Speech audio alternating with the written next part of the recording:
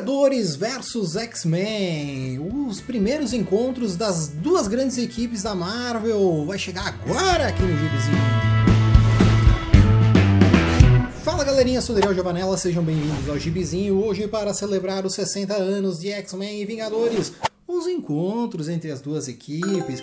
Será que é as duas maiores equipes da Marvel? Não sei. Qual que é a número 1? Número 1 é X-Men, a gente sabe disso, que é por isso que a gente está fazendo essa grande celebração dos 60 anos de X-Men, que vai ter um monte de canal envolvido, você já sabe. Se você não sabe, fica ligado aqui no Gibizinho, fica ligado no Instagram do Gibizinho, já segue a gente lá, caso você não conheça ainda a nossa página.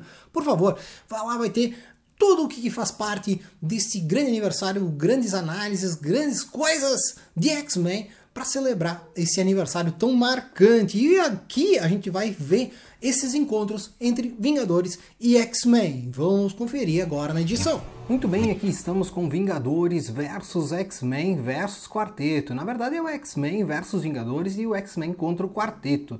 São os primeiros encontros com essas duas equipes, e aqui nós vamos focar nos encontros com os Vingadores, tá ok? Esse encadernado aqui é da Panini, já saiu faz algum tempinho. É interessante aqui porque então traz essa reunião, traz esses encontros aqui, e nós vamos falar sobre os dos Vingadores, ok? Essa edição aqui tá um pouquinho baleada, né? Mas vamos lá. Esse primeiro encontro que mostra aqui é uma minissérie chamada X-Men vs Vingadores, tá? Isso aqui foi escrito pelo Roger Stern com arte do Marc Silvestri, olha só, um cara que fez muita coisa também dos Mutantes, tá? Aqui está a ficha aqui com todas as edições aqui, né? Todos os encontros, certo? Essa minissérie aqui dos X-Men contra os Vingadores, uma minissérie então de 4 edições, tá? Tá aqui. X-Men vs Avengers 1 a 4, e também vai ter aqui, nós vamos falar sobre X-Men 9, que faz o encontro entre as duas equipes. O primeiro ainda lá na época do Stan Lee e do Jack Kirby. Bom, vamos começar aqui com essa história aqui do Roger Stern. Primeiramente que essa fase aqui dos Vingadores, que vai sair agora a saga dos Vingadores, né? O Roger Stern, então, tá fazendo aqui essa época, não é bem a época que vai começar a sair agora, tá? É um pouquinho mais adiante aí, quando que já tinha o Dr. Druida na equipe, né? Esse grande herói lembrado por ninguém. Aqui nós temos então a personagem principal dos Vingadores nessa época é a Monica Rambeau. Ela é muito bem desenvolvida aqui nessa fase. E ela está, então, ela é praticamente a líder da equipe. Aqui não é uma época que tem uns líderes muito bem definidos, ficam revezando, etc, né? Mas a Monica Rambeau, ela tem um papel muito relevante aqui dentro. Tem os poderes dela muito fortes e tal, enfim, ela é bem explorada aqui. O Thor, exatamente nessa fase aqui, é esse Thor de armadura, tá? Por causa que ele tinha sofrido lá uns negócios lá na fase do Walt Simonson, e ele precisava usar essa armadura porque ele estava meio frágil, né? Os ossos meio podres e tal, etc. Enfim, que ele tá meio capenga aí nessa época. Aqui, dois outros personagens que fazem parte dos Vingadores é o Cavaleiro Negro e a Mulher Hulk. Tá? Vamos dar uma passadinha aqui, né? Eles começam a... Eles interceptam um meteoro que está caindo na Terra, e daí eles percebem que esses fragmentos de meteoro, enfim, aí, eles têm uma certa carga magnética, eles não entendem direito o que é, né? E nisso, né, também vai cair outros pedaços aí ao redor do mundo. E também está envolvida aqui nessa saga a nossa equipe dos super soldados soviéticos. Sim, aquele pessoal lá da União Soviética, eles estão aqui, eles também estão indo atrás de alguns fragmentos, né? Como eu falei, esses fragmentos caem nos Estados Unidos, Camboja, em vários lugares, né? Então, os soldados soviéticos, eles também estão atrás disso, e eles dizem, não, isso aqui a gente sabe o que é, e daí depois vou explicar o que é. Os X-Men, nessa época aqui, nós temos o Wolverine, nós temos a Vampira, nós temos o Destrutor, e a Tempestade inclusive ela tá sem poderes nessa época. Tem a Cristal, numa época que a Cristal era bem relevante. E o principal disso aqui é que nós temos ele. É o Mercúrio? Não, é o Magneto. O Magneto, ele está líder da equipe dos X-Men nesta época, né? Que o Xavier tinha assumido e tal. E ele ficou como líder. Daí... esse que é o ponto-chave da história. Tá? Aqueles fragmentos de meteoro, aquilo ali que caiu aí, foi o asteroide M. Não sei se vocês vão lembrar, o asteroide M era uma base do Magneto, que era um satélite, né? Era um satélite que estava ali ao redor da Terra e o Magneto trabalhava de lá. Esse meteoro ali, enfim, né? Ele se explodiu, né? O asteroide M explodiu. E esses meteoros, na verdade, então eram apenas fragmentos desse satélite que estavam caindo na Terra. E o Magneto queria pegar esses, ao menos alguns deles, procurar o que tinha ali caído, porque tinha coisas coisas científicas, enfim, né? Várias máquinas e etc. que ele usava na época. E nessa época que ele não é mais vilão, né? Mas enfim, que o asteroide M era da época que ele era um vilão. Os mutantes, então eles batem de frente com os Vingadores, porque os Vingadores, então, ao descobrir isso aí tudo, eles decidem que vão prender o Magneto. Os super soldados soviéticos, eles também querem prender o Magneto por causa de ações que o Magneto fez na União Soviética. Lá atacou vários lugares, enfim, aqui nessa história conta aí especificamente quais foram os pontos, então, que fazem com que eles queiram prendê-lo. Os mutantes não querem que ele seja preso, porque eles dizem assim, ah não, imagina, vamos prender um mutante, vão usar ele como bode expiatório, vão prender ele pro resto da vida, vão matar ele. E ele se recuperou, agora ele é um cara de boas.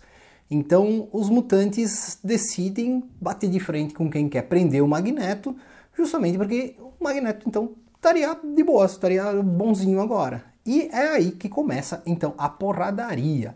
Olha só esse quadro aqui, essa splash page é demais.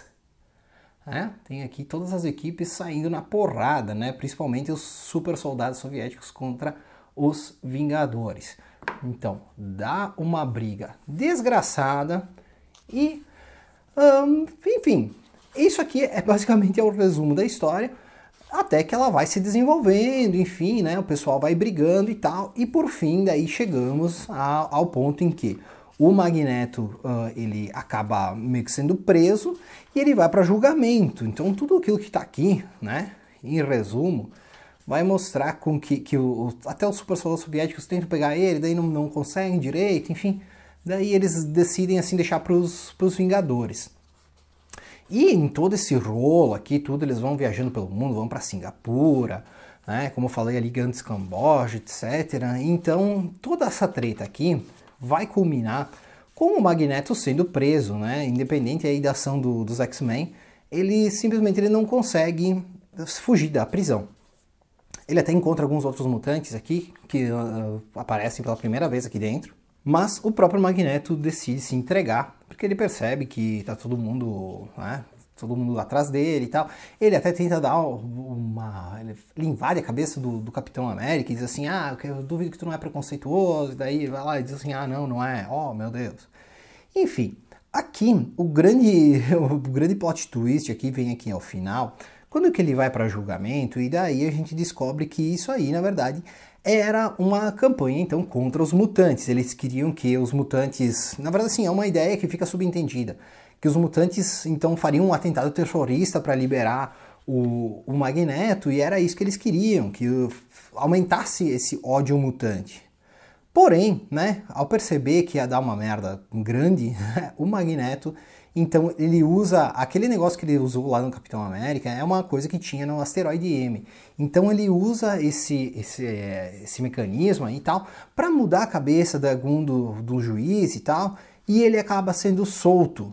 Porém, quando que o Magneto é solto, justamente o pessoal, assim, as pessoas passam a odiar mais os mutantes, porque, foi liberado depois de tudo que ele fez, não sei o que, né, enfim, deu um bolo federal. Não? É uma história bem legalzinha, assim, né, e vale a pena para quem gosta do Magneto, para quem gosta dos X-Men, tá? Agora a gente pula para a história que vai mostrar o confronto entre os X-Men e os Vingadores, o primeiro deles, tá? Esse aqui, então, é um encontro que aconteceu em X-Men 9, tá?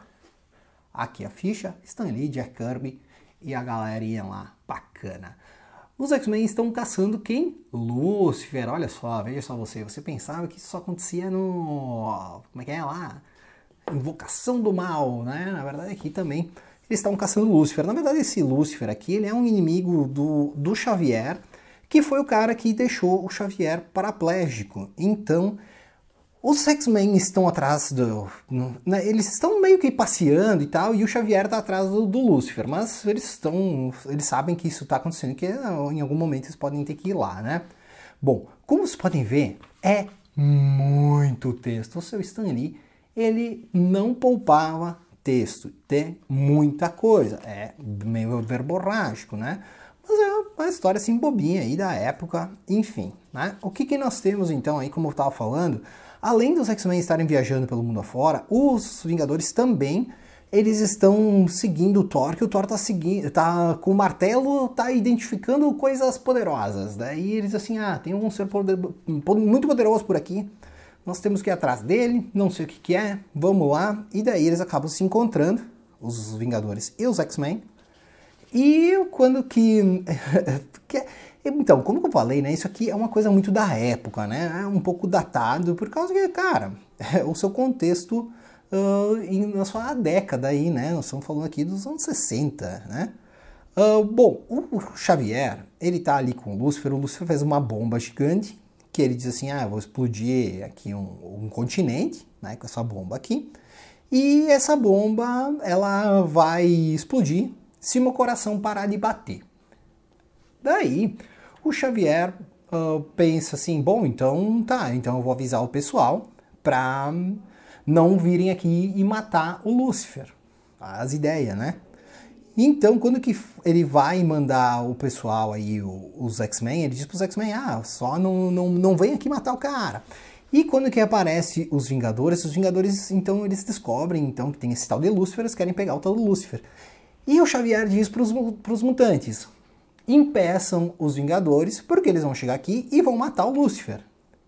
Ao invés de explicar a situação, é sempre mais fácil sair na porrada. Então eles saem na porrada, né?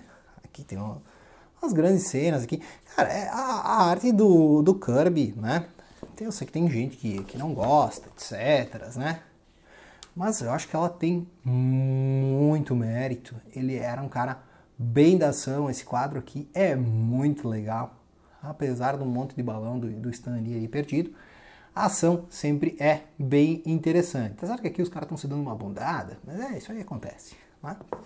Enfim, daí tem toda essa brigaceira aí, até que o Xavier consegue desmaiar o Lúcifer. Só que daí eles assim, meu Deus, eu desmaiei ele, só que capaz de ele morrer, não sei o quê. Daí fica nessa choradeira lá, daí os Vingadores meio que deixam os X-Men em paz. Os X-Men vão lá, desarmam a bomba e final feliz, né? Aqui até fala o que aconteceria se a bomba explodisse, né? Mostra aqui que explodir todo um continente, dá uma mão, né? Mas aí vai o Ciclope e consegue desarmar a bomba aí, né? E daí fica por isso. Só que a parte mais boba dessa história não é tudo isso aí. É que no final eles deixam o Lúcifer ir embora. Eles dizem assim, Lúcifer, finalmente você perdeu, kkk. Pode ir embora, né?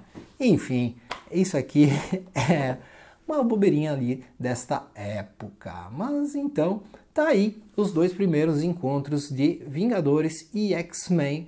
Vamos para a análise final agora.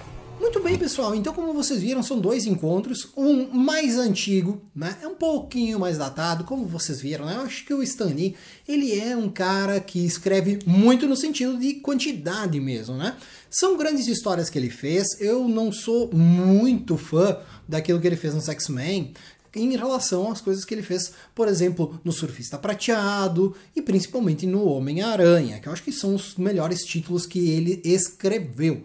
Aqui ele faz esse encontro com algumas coisas meio pueris aí, enfim, mas cara, é uma coisa da época, né? A gente também não pode esperar que ele vai tratar sobre inteligência artificial em 1964, sei lá, em que ano que foi que saiu isso aí, né? Mas, enfim, é um confronto aí, um embate, né? Uma coisa assim que é relevante, um fator histórico.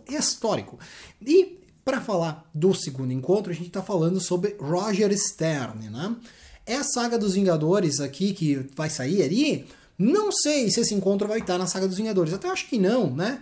Mas dentro da Saga dos Vingadores, o Roger Stern é o cara que vai estar escrevendo ali essa nova bimensal que vai sair pela Panini, e ele escreveu esse encontro aqui.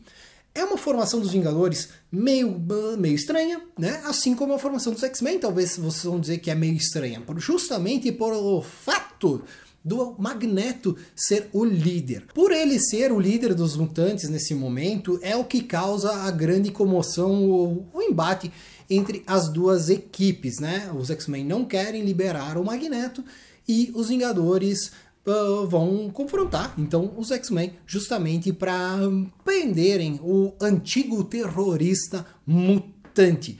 É um quadrinho, não é tão datado quanto o outro, mas ele também tem ali a sua importância no seu tempo, então ele tá ligado a algumas coisas mais temporais, por exemplo, o caso ali da União Soviética, né? Que tem ali os super soldados soviéticos, enfim, aquele negócio aí, que é uma coisa bem da época e que, né, apesar dos personagens ainda existirem até hoje, claro, fica marcado como um negócio de, os comunistas, né, esse negócio aí. Então tem um pouco disso aqui na história, mas é uma história divertida, é uma história mais divertida aí do que a do Stan Lee, porque é um pouquinho verborrágica aquela, né. Enfim, são os dois primeiros grandes encontros das equipes.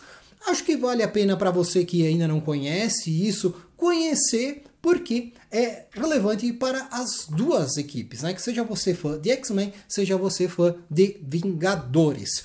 E seja você fã do Gibizinho, se inscreve aqui no canal, que assim você fortalece o canal, deixa a gente com mais ânimo aqui, a gente vai espalhando a palavra do Gibizinho, sempre trazendo grandes quadrinhos mais antigos e que você vai achar num sebo, você vai ler de formas que não me interessa. Então você se inscrevendo, você vai estar ligado aqui para reviver esses grandes momentos dos quadrinhos que só passam aqui no Gibizinho. E era isso por hoje, um forte abraço e tchau!